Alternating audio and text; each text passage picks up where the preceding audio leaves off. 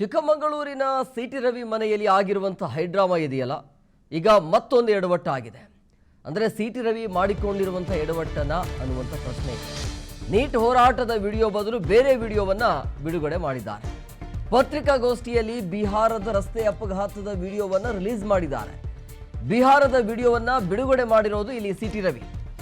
So ಮತ್ತೊಂದು ಎಡವಟ್ಟನ್ನು ಮಾಡಿಕೊಂಡ್ರ city Ravi ಅನ್ನೋದು, ಅಂದರೆ ಆತುರದಲ್ಲಿನ ಅಥವಾ ಬೇಕಂತಲೇ ಈ ರೀತಿಯ ವಿಡಿಯೋವನ್ನು ರಿಲೀಸ್ ಮಾಡಿದ್ರಾ ಅನ್ನೋದು. ನೀಟ್ ಹೋರಾಟದ ವಿಡಿಯೋವನ್ನು ರಿಲೀಸ್ ಮಾಡಬೇಕಾಗಿತ್ತು, ಈಗ ಟ್ರೆಂಡಲ್ಲಿ ಇರೋದು ಅದೇನೆ. ಬಟ್ ಯಾವುದೋ ಬೇರೆ ವಿಡಿಯೋವನ್ನು, ಬಿಹಾರದ ವಿಡಿಯೋವನ್ನು ಬಿಡುಗಡೆ ಮಾಡಿದ್ದಾರೆ ಅನ್ನೋದು. ಈ ಮುಲ್ಲಾ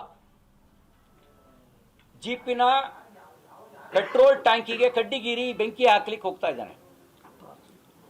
ಈ ಮುಲ್ಲಾನ್ ಬಗ್ಗೆನೇ ನಾನು ಹೇಳಿದ್ದು. ಇಲ್ಲೆಲ್ಲೂ ನಾನು ಮುಸ್ಲಿಮರು ಅಂತ ಹೇಳಿಲ್ಲ, ಮುಲ್ಲಾನ್ ಬಗ್ಗೆ ಮಾತಾಡಿದ್ದೀನಿ.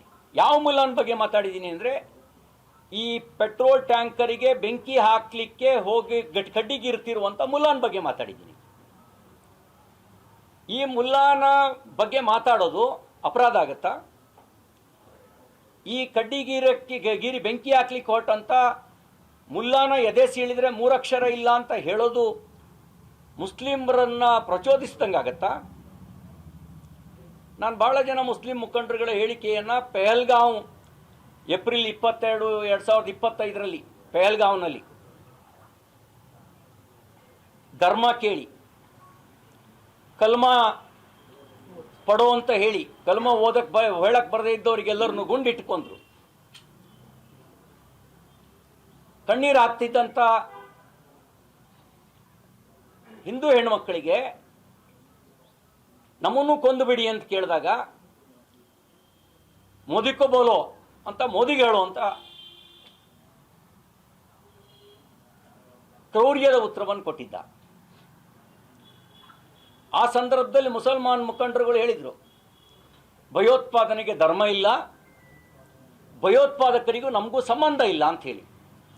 ನಾನು ಈ ಪೆಟ್ರೋಲ್ ಟ್ಯಾಂಕಿಗೆ ಬೆಂಕಿ ಹಾಕ್ತಿರೋ ಮುಲ್ಲಾನಿಗೆ ಬಗ್ಗೆ ಮಾತಾಡಿದ್ರೆ ನೀವ್ಯಾಕೆ ನಿಮ್ಮ ಜೊತೆಗೆ ಸಂಬಂಧ ಕಲ್ಪಿಸ್ಕೊಂಡಿದ್ದೀರಿ?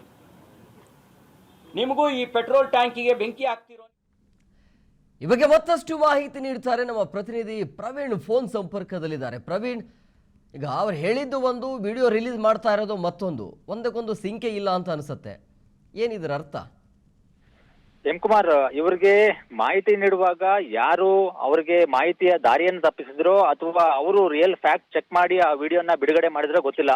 ಬೆಳಗ್ಗೆ ಅವರು ಪ್ರೆಸ್ ಮೀಟ್ ಅನ್ನ ಮಾಡಬೇಕಾದ್ರೆ ಈ ಒಂದು ವಿಡಿಯೋವನ್ನ ಬಿಡುಗಡೆ ಮಾಡ್ತಾರೆ. ಜೊತೆಗೆ ಆ ವಿಡಿಯೋ ಮಹತ್ವ ಆಗ ತಕ್ಷಣಕ್ಕೆ ಆಗಿರಲಿಲ್ಲ, ಯಾಕೆಂದ್ರೆ ಆ ರಿಯಲ್ ಫ್ಯಾಕ್ಟ್ ಮಾಡಿದ ತಕ್ಷಣ ಆ ವಿಡಿಯೋ ಅಸಲಿಯತ್ತು ನಿಜಕ್ಕೂ ಬಹಿರಂಗವಾಗಿರುವಂತದ್ದು. ಪ್ರಮುಖವಾಗಿ ಯೂಟ್ಯೂಬ್ ಅಲ್ಲೂ ಕೂಡ ನಾವು ನೋಡಬಹುದು, ಬಿಹಾರದ ಒಂದು ಆಕ್ಸಿಡೆಂಟ್ ವಿಡಿಯೋ, ಅದು ರೊಚ್ಚಿಗೆದಂತ ಸ್ಥಳೀಯರು ಆ ಕಾರಿನ ಮೇಲೆ ದಾಳಿಯನ್ನ ಮಾಡ್ತಿರುವಂತದ್ದು. ಆ ವಿಡಿಯೋವನ್ನ ಇಟ್ಕೊಂಡು ಇವರು ಸಿಟಿ ರವಿ ಪ್ರೆಸ್ ಮೀಟ್ ವೇಳೆ ನೀಟ್ ಪರೀಕ್ಷೆ ವೇಳೆ ಆದಂತ ಪ್ರಕರಣಕ್ಕೆ ಸಂಬಂಧಪಟ್ಟಂತೆ ತಳುಕು ಹಾಕಿರುವಂತದ್ದು ಇದೀಗ ದೊಡ್ಡ ಒಂದು ಸಂಚಲನಕ್ಕೆ ಕಾರಣ ಆಗಿರುವಂತದ್ದು. ಇದೀಗ ಚಿಕ್ಕಮಗಳೂರಿನಲ್ಲಿ ಕಳೆದ ಗುರುವಾರ ನಡೆದಿರುವಂತಹ ಒಂದು ಪ್ರತಿಭಟನೆ ವೇಳೆ ಸಿಟಿ ರವಿ ಒಂದು ಹೇಳಿಕೆ ನೀಡಿದ್ರು. ಪ್ರಮುಖವಾಗಿ ಅವರು ಹೇಳಿಕೆ ನೀಡಿರುವಂತದ್ದು, ದೆಹಲಿ ಜಂತರ್ ಮಂತರ್ನಲ್ಲಿ ನಡೆಯುತ್ತಿರುವಂತಹ ಪ್ರತಿಭಟನೆಗೂ ಮುಲ್ಲಾಗೂ ಏನ್ ಸಂಬಂಧ, ಜೊತೆಗೆ ಎದೆ ಸೆಳೆದ್ರೆ 3 ಅಕ್ಷರ ಇಲ್ಲ ಅನ್ನೋ ಹೇಳಿಕೆ ನೀಡಿದ್ರು. ಇದರಿಂದ ಚಿಕ್ಕಮಗಳೂರಿನ ನಗರ ಪೊಲೀಸ್ ಠಾಣೆಯಲ್ಲಿ ಪ್ರಕರಣ ದಾಖಲಾಗಿತ್ತು.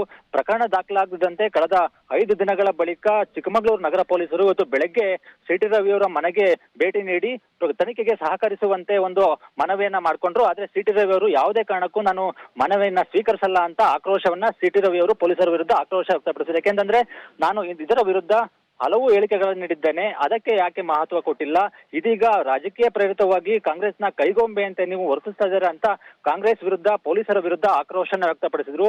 ನಂತರ ಪೊಲೀಸರು ತಾವಾಗೆ ಮತ್ತೆ ವಾಪಸ್ ಹೋದ್ರು. ಮತ್ತೆ ವಾಪಸ್ ಬಂದು ಕೇವಲ ಅರ್ಧ ಗಂಟೆಯಲ್ಲೇ ಸಿಟಿ ರವಿ ಅವರ ಮನೆ ಮುಂದಿನ ಗೋಡೆಗೆ ನೋಟಿಸ್ ಅನ್ನ ಅಂಟಿಸಿದ್ರು.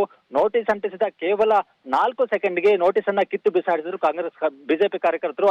ಆದ್ರೆ ಇದೀಗ ಪ್ರಮುಖವಾಗಿ ಅವರು ಹಾಕಿರುವಂತ ವಿಡಿಯೋ ಮತ್ತೆ ಪ್ರೆಸ್ ಮೀಟ್ ನಲ್ಲಿ ತೋರಿಸಿರುವಂತ ವಿಡಿಯೋ ನಿಜಕ್ಕೂ ಕೂಡ ಅಶ್ಲೀಲತೋ ಅಥವಾ ನಕಲಿಯೋ ಅನ್ನೋದು ಕೂಡ ಈಗ ಬಹಿರಂಗವಾಗಿದೆ.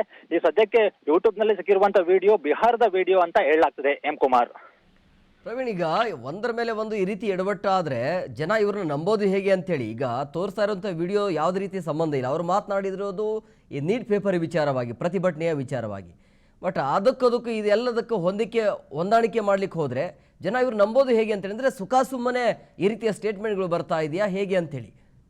ಎಂ ಕುಮಾರ್ ಅವರ ಮಾರ್ಗದರ್ಶಕರು ಯಾರು ಅಂತ ಗೊತ್ತಿಲ್ಲ. ಯಾಕೆಂತಂದ್ರೆ ಅವ್ರ ಜೊತೆಲೇ ಇರುವಂತ ಅವರು, ಯಾಕೆಂದ್ರೆ ಯಾವಾಗ್ಲೂ ಸದಾ ಬ್ಯುಸಿ ಆಗಿರುವಂತ ವ್ಯಕ್ತಿ, ರಾಜಕೀಯವಾಗಿ ರಾಜ್ಯ ಸೇರಿದಂತೆ ಬೇರೆ ರಾಜ್ಯಗಳಿಗೆ ಅವರು ಪ್ರವಾಸವನ್ನ ಮಾಡ್ತಾ ಇರ್ತಾರೆ.